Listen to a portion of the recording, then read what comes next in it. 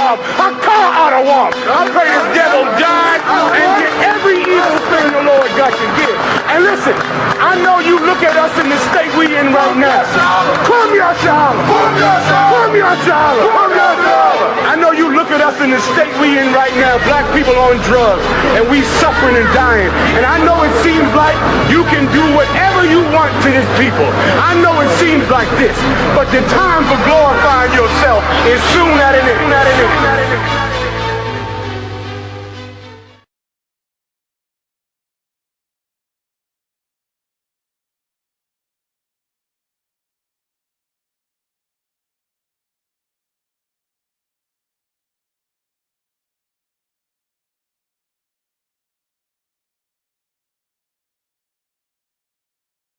Shalom, this is Officer Parasha out of the I.S.U.P.K UK. Next to me is Trooper Dumgabar, and on my right, Trooper Karathia. Shalom. Alright, remember now, on Monday nights we have the radio show hosted by Commanding General Yahanna. That'll be starting at 2 o'clock, where he'll be discussing topics within the black community. Also from Tuesdays to Fridays we have the live online classes. They'll be starting at 12 o'clock. Do remember to bring in all your questions. Also, do remember to pay your tithes. That's a commandment. So that is 10% of anything, meaning what? If you earn £100, £10 should go towards your tithes.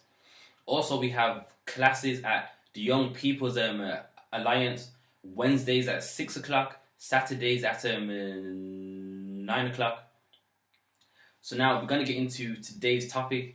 Today's topic is based on economics, because you know us as a people, everything we have, it goes towards all the other people, but none of it actually comes back to us. So you know we're going to go into some scriptures addressing this topic. So if you could first just read that article. This is an article from The Voice. An online campaign is urging 1 million households to use their spending power to force businesses and other mainstream organizations to treat black customers better. Alright, so now a campaign has begun, because us as black people, when we'll go into a corner shop or anywhere to buy something, we get a lot of disrespect. They'll be walking behind you, taking the mic out, like the accent which like we have. Continue reading. Alexander Dean said the campaign, now on all social media networks, was started because of complaints that many black people often get treated worse than customers of other ethnic groups in some top clothing, car and goods stores, supermarket chains, local corner shops, off licenses and beauty product shops. This is despite the huge amounts of money that black customers spend with them, he said. Yeah, so you see, so we spend a lot with them, but yet you still get this disrespect. So now, is there any more on that? We need to realise our own spending power, Alexander Dean said. Once people realise the strength of their money and what they are spending with these companies, they can then demand that they treat them with proper respect and ensure that a share of that profit is spent within black communities. Alright, start there. So now, everything he said there is right, but the problem is he's forgot the law, statutes and commandments. So what we're going to do is we're going to go into the Bible and show the plan for black economics. So if you could get me Zephaniah chapter 2 and verse 1. The book of Zephaniah chapter 2 verse 1.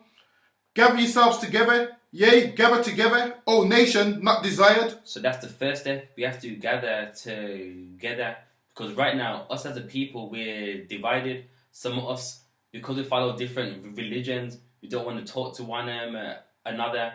You know, some of us are holding grudges for like years. So another so-called black man, he might not want to go into another black man's corner shop. So that's the first step. We got to gather together. If you could get me Deuteronomy chapter 15 and 5.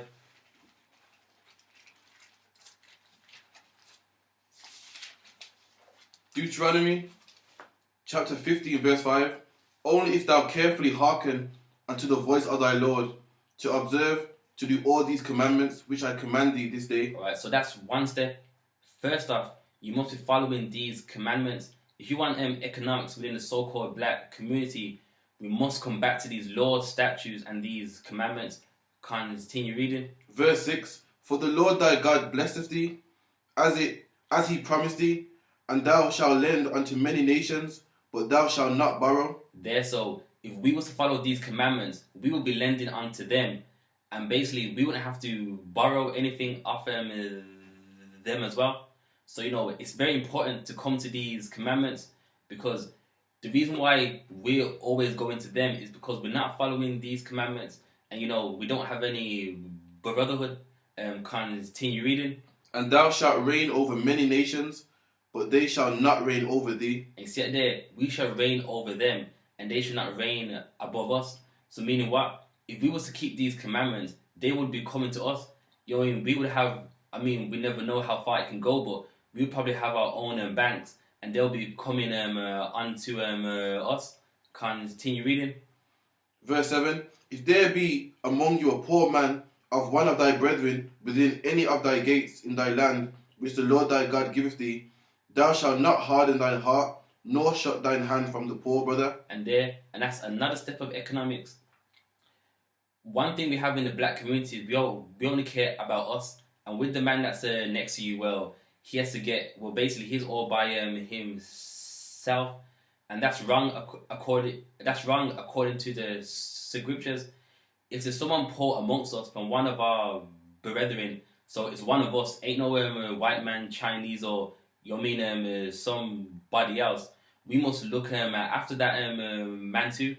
Continue reading. Verse 8, But thou shalt open thine hand wide unto him, and shalt surely lend him sufficient for his need, in that which he wanteth.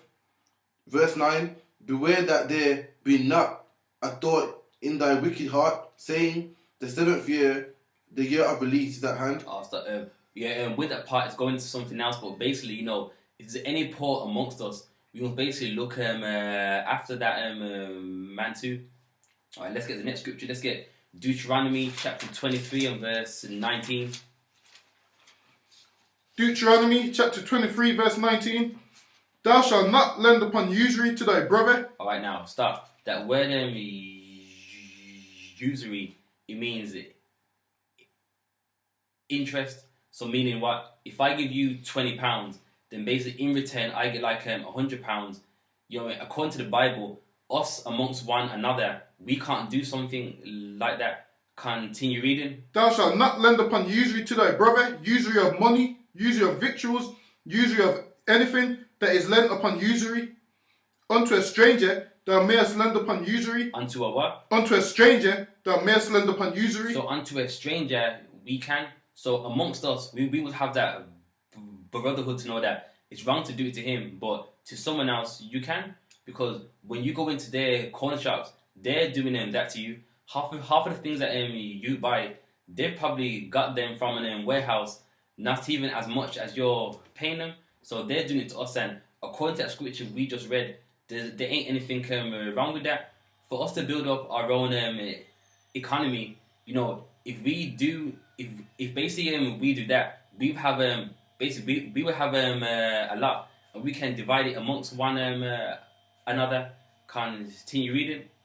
But unto thy brother thou shalt not lend upon usury, that the Lord thy God may bless thee, in order that thou settest thine hand to in the land whither thou goest to possess it. And if we kept that commandment, he'll bless the works of our hands. Meaning what?